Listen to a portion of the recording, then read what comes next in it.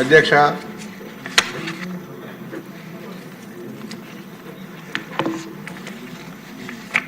రాష్ట్రంలో జలవనరుల ప్రాజెక్టులన్నీ కూడా గత ప్రభుత్వం నిర్వాహకం వల్ల గండికొట్టబడ్డాయి. అమరావతికి మంగళం పాడారు, విశాఖను దోపిడీ కేంద్రంగా మార్చారు, పోలవరాన్ని పక్కన పెట్టారు. కేంద్రం నుంచి వచ్చిన నిధులు కూడా 3,500 కోట్లు పక్కదారి పట్టించి పోలవరాన్ని కూడా పక్కదారి పట్టించారు. ఇవాళ ఏదైతే జాతీయ ప్రాజెక్టుగా చేపట్టబడిన పోలవరం ప్రాజెక్టు వల్ల బహుళార్థ ప్రయోజనాలు ఉన్నాయి. ఒకటి, నిరంతరం దాదాపుగా సంవత్సరంలో 8 నెలల పాటు 900 మెగావాట్ల విద్యుత్ శక్తి వచ్చే అవకాశం ఉంది. రెండో పంటకి మూడో పంటకు కూడా నీరు వదిలినా కూడా పవర్ జనరేట్ చేసి నిరంతరం విద్యుత్తును సరఫరా చేసే అవకాశం కూడా ఈ ప్రాజెక్టు వల్ల ఉంది.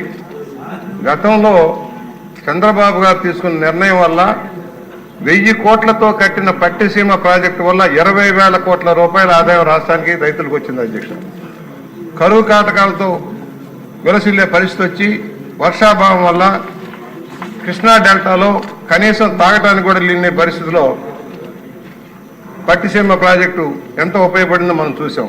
దాన్ని ఆ రోజున వక్ర భాషని చెప్పారు ఆనాటి నాయకులంతా కూడా.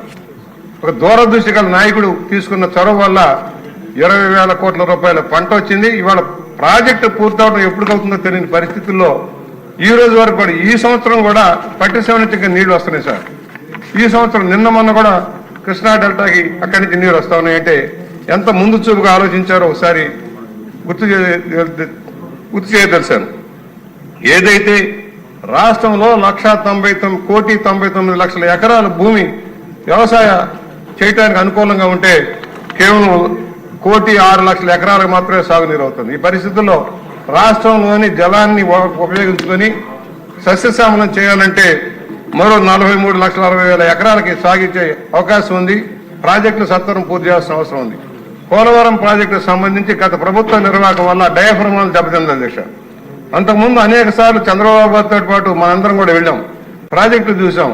ఎంత వేగంగా ప్రాజెక్టు నిర్మాణం వెళ్ళిందో మనం చూసాం. తెలుగుదేశం 14లో అధికారంలోకి వచ్చేటప్పటికి కేవలం 7.5% ప్రాజెక్టు మాత్రమే, కేవలం ఇంకా మెయిన్ డ్యామ్ అసలు మొదలు కాలేదు. అధ్యక్ష, భూములు కూడా సేకరించవలేదు. ఆ రోజున చంద్రబాబు గారు చొరవ తీసుకొని రైతులను పిలిపించి మాట్లాడి ప్రాజెక్టు మొదలుపెట్టేదానికి అవకాశం కల్పించిన పరిస్థితిగా 72% దాకా మనం పనులు పూర్తి చేశాం. కాలువలు తవ్వారు, సివిల్ కన్స్ట్రక్షన్ మర్చిపోయారు. దాని ఫలితంగా ఎక్కడ వేసిన గొంగళి అక్కడే ఆగిపోయింది. లెఫ్ట్ బ్యాంక్ కెనాల్ ఇవాళ కూడా మీ పరిస్థితి మీకు తెలుసు. లెఫ్ట్ బ్యాంక్ కెనాల్ ఎలా ఉందో, రైట్ బ్యాంక్ కెనాల్ పట్టిసీమ వల్ల రైట్ బ్యాంక్ కెనాల్ మనం కంప్లీట్ చేసుకొని నీరు తెచ్చుకోగలిగాం. ఇవాళ డయాఫ్రామాలు పోవడానికి కారణాలు ఎవరు? అధికారంలోకి రావడంతో ప్రాజెక్టుని పక్కదారి పట్టించారు, మెయిన్ కాంట్రాక్ట్ను తప్పించారు. మెయిన్ కాంట్రాక్ట్ని తప్పించిన పర్యవసానంగా రివర్స్ టెండరింగ్ పేరుతో ఎవరికి అప్పచెప్తే పనులు కాలే. 2 సీజన్లు అధ్యక్ష, మేము వెళ్ళాం, వరదలు వచ్చాయి, మేము బోట్ల మీద వెళ్ళాం, లోకేష్ గారు కూడా వచ్చారు, మేమందరం వెళ్ళాం, చూసాం పరిస్థితి. కేవలం గ్యాప్లు భర్తీ చేయనందువల్ల, ఎగువ కాపుల డ్యామ్ గ్యాప్ భర్తీ చేయనందువల్ల నీటి ప్రవాహం 2 సార్లు వరదలు వచ్చి 2 సంవత్సరాల్లో ఆ మొత్తం డయాఫ్రామాలను దెబ్బతింటానికి ప్రధాన కారకులు జగన్మోహన్ రెడ్డి. జగన్మోహన్ రెడ్డిని ఇవాళ జైల్లో పెట్టాలి సార్. ఈ ఒక్క ప్రాజెక్టు మీదే జైల్లో పెట్టాలి. తను తప్పు చేసి తప్పుని తెలుగుదేశం మీద నెట్టడానికి చేసిన ప్రయత్నం. ఇవాళ దాని పర్యవసానంగా ప్రాజెక్టు కాస్ట్ డయాఫ్రామ్లో 450 కోట్లు ఖర్చు పెడితే మళ్ళీ ఇవాళ 700 కోట్లు ఖర్చు పెట్టాల్సిన పరిస్థితి మనం వచ్చాం.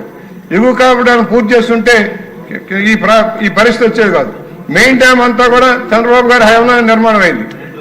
తలుపుల తయారీ కూడా ఆ రోజునే అయిపోయింది. కేవలం 4% మాత్రమే ఆ ప్రభుత్వం నిర్వాహకంలో జరిగింది.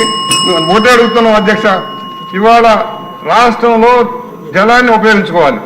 80 TMCలు కృష్ణా డెల్టాకి రాబోతున్నాయి, 25 TMCలు విశాఖపట్నానికి రాబోతున్నాయి, 360 TMCలు స్టోరేజ్ కెపాసిటీ తోటి 2-3 సార్లుగా రిలీజ్ చేసేదానికి వీలవబోతుంది. ఈ ప్రాజెక్టులో భాగంగా ముఖ్యమంత్రి గారు దృష్టికి తీసుకొస్తున్నాం.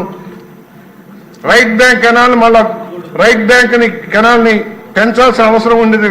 ఇంకా ఇప్పుడుకున్న 9,000 క్యూసెక్స్ కంటే కూడా పెంచాల్సిన అవసరం ఉంటుందనేది పెద్దలు చెప్తున్న సూచన. అలాగే బ్యాలెన్సింగ్ రిజర్వాయర్ కూడా కావాల్సిన అవసరం ఉంటుంది. అలాగే ఇవాళ చింతపూడి